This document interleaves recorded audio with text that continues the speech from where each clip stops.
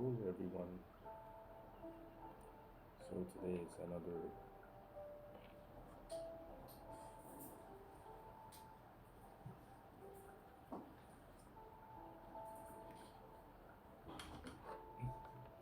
day to share about the Word of God and how you can use whatever you have and try to find the peace and passion for whatever you are doing. And really, sometimes it's really going out of your comfort zone and to go to areas or places where you feel very comfortable with. That you may not feel comfortable, but you feel that it can help you to gain inspiration on your daily task. So I think the the exploration stage will always continue and will never stop exploring, even though there may be some levels of dangers. But I think that going out of your comfort zone is a risk, but would you rather prefer to have to live a very safe life or take a little bit of risk? I think the mitigation of risk should always be present and to go to places where it is it is filled with people that has spiritual gifts. So I don't think that we should limit to rural areas, but also to places where it's a lot more mm, filled with the boundaries. What are your boundaries? I think the boundaries is don't shed human blood. I think that is the key idea of of the mission, and oftentimes it's really about uh, the the temptation of doing something that, because when you are guided by the Holy Spirit, that will also have to have some boundaries, and when you go beyond that boundary, it's really, it gives you that chills, and then I think that is where you kind of pull back a little bit. It's not to the boundaries is when boundaries are being set.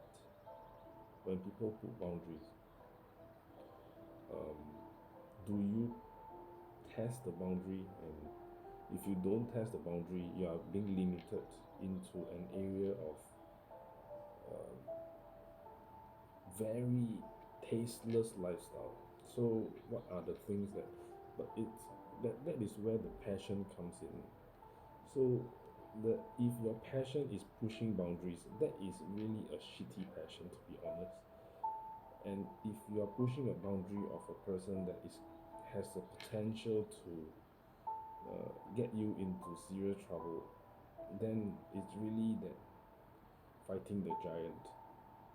It's not fighting, but it's just challenging. But if you are challenging somebody who is weaker, then it's called bullying.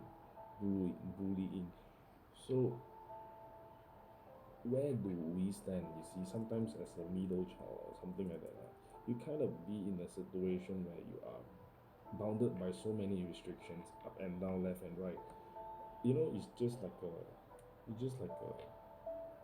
you're answerable to a lot of people, and you're answerable to the generation that comes after you, because anything happens, they're going to say, oh yeah, because the grandfather did this, and the father did this, and things like that. So uh, without thinking, with thinking in that big picture, and you try to narrow it down, sometimes also very difficult. It's really like kneading, and just slowly kneading one strain at a time, slowly putting on chains, one chain at a time, that kind of situation. But where do we stand? Where do I stand? And oftentimes it's really the boundary that is very scary, because you don't know, your passion is pushing the boundary. When you are a scout, your passion is pushing the boundary. Your passion is to explore the wilderness, but you already know that this wilderness may have contained some landmines or some some some quicksand. Then what do you do? So sometimes life offers you a vast array of spiritual gifts, and honestly, it's really how you use it. But when it comes to using the spiritual gift, when the game rules start to pull out all the game rules, okay, you have to do this, you cannot do this, you can do this, you cannot do this, or you can do anything you want. Just that um, you will challenge your conscience. I think that is that kind of jittery feeling that a person will have, and how to overcome it. It's really the oppressing feeling, or sometimes you feel like you are getting bullied or something like that. But it's not. It's just the feeling of that. And how do you overcome it? How do you uh, get out of that situation and really find your own passion and your own spiritual gift, and really pull the cards correctly and play it correctly, or you try your best to play correctly, because if you're playing cards, others are also playing their own spiritual cards. It's just how to construct it in a more constructive way so that it becomes a building that is uh, glued with glue, and put with good solid foundation. And how do you do that? That when it comes to this kind of situation, when it comes to going into the army, it's like uh, you want the you want the easiest for your whoever you are guarding with. You want you want the easiest route. You want the easiest route for them. So when that things that kind of thoughts happen, and start to become a little bit more pamperish to them. Well, I guess this is really the. But when it comes to crisis, when crisis strikes, and then you start to realize that, hey, you know, am I getting too nice to them? Am I being too kind to them? Am I being too generous to them? But when that thoughts come, that's where the change comes, the climate change, whichever you call it.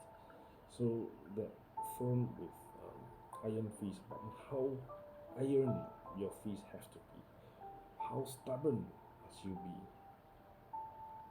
how rebellious for a better world must you be in the thoughts of a activist, because you yourself must be very confident that you're able to put up a very good fight, or you are being able to put up a very good uh, overcomer of challenges. So all these are thoughts for today. It's really it's kind of like I want to go and have some beer, but then you start to like nah, I don't think it's a good idea.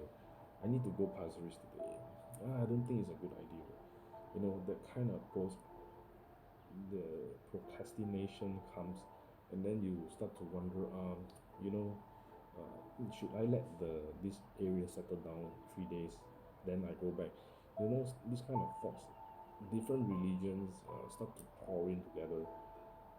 Should you cool down, or should you not let this kind of things, bad feeling, uh,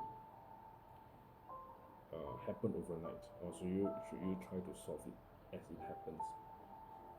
Really very hard to say lah.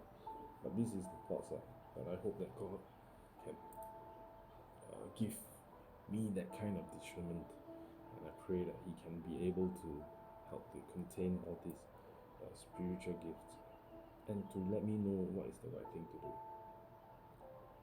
Um, and I always remember the best thing is always not to do anything, just go and sleep. But what is the next best alternative um, to achieve your dream? To take care of yourself, make your place smell a lot better, make your room a lot more cleaner, make the community feels a lot happier when you're around. I think all these are kind of positive thoughts, um, without neglecting the people that you will be answerable to in the future, the young people, um, and also that um, without neglecting their young people as well. I think it's easier to think that you are God on. It's easier to be like, yeah, yeah, yeah. I'm very confident that whatever I do is based on a good conscience. I just do what I feel like doing. Although and sometimes peer pressure comes in, and it kinds of tweaks you into, it gives you another perspective. Then you realize that, yeah, this may not be a good idea because people will start thinking otherwise. So this kind of peer pressure really kind of, brings you out of, shakes you out of your conscious a little bit. Then you have to really pull yourself back into track. Where should you go and what should you do, and really use this confusion as a motivation factor to achieve your dreams, or to live your passion, to live through your passion. I think that would be a very sensible thing to do right now. And I hope that, whatever the case is, it's very early. It's only 2 p.m., like 3 p.m. It's very early, and I start to feel very bored at home already. So the urge of going somewhere else really kind of hits you. So why not try and see what I can do? I hope that y'all can be blessed as well. Pray for discernment, pray for good health, pray for whatever that God has bring forth to us, and give us the that good things in life, and we can continue to harness all these gifts and continue to pray that life will be in this situation a better one, and we continue to pray to God and allow Him to show us the way and to bring forth a very strong determination, confidence, and discernment. I think that will be very good, because I haven't been led a perfect life in the eyes of the society.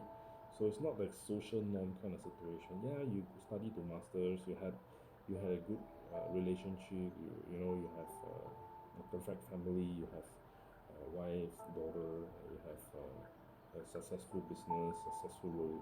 No, it's not like that. It's really a broken road, and it's filled with repaired road, which you cannot see, because after you walk for 10 kilometers, or after you walk for 2 months, the road has already been repaired, correct or not? So you don't know what is the situation, because you cannot go back and see the situation.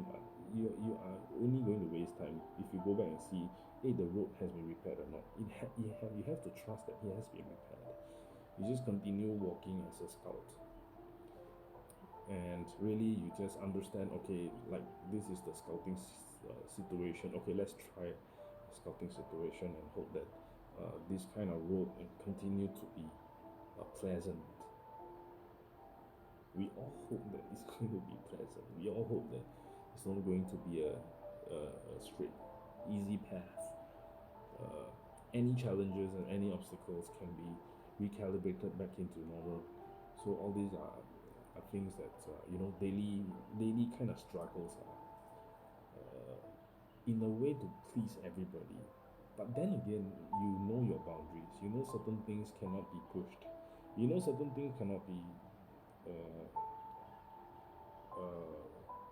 rushed. Empathy cannot be too pampered also. Yeah, something like that. It's just, but then again, it's just sometimes it's easier to feel that you yourself are God. You just feel I'm God. Just think like that. Easier to I mean, in the sense that some God is very close to you, have a very decent relationship with God. I think that would be an easier task to live my kind of life right now, as someone who practice religion. So it's just sometimes you need that once you have taken off track, how to bring it back to the track. I think this kind of resurrection of thoughts to find a reason to do so, because a lot of things you need reason, and when there is people that pass away, there's no reason the kind of murderous feeling. How do you repair that kind of thoughts? It becomes traumatic experience, and because whatever happens, it has to happen on both sides. So when this kind of thing happens, the the the repair is very difficult. You can only trust that the repair has been done by others, or in the near future. Because when you go back and check it out, then you cannot on how to check, like how to check if the road has been repaired, that kind of situation. For me right now, can only trust that okay, the road has been repaired. I can safely go to anywhere I need to go, and answers nature's call. So I hope that this is a message for today that can serve you well, and I hope that God can bless you. Amen.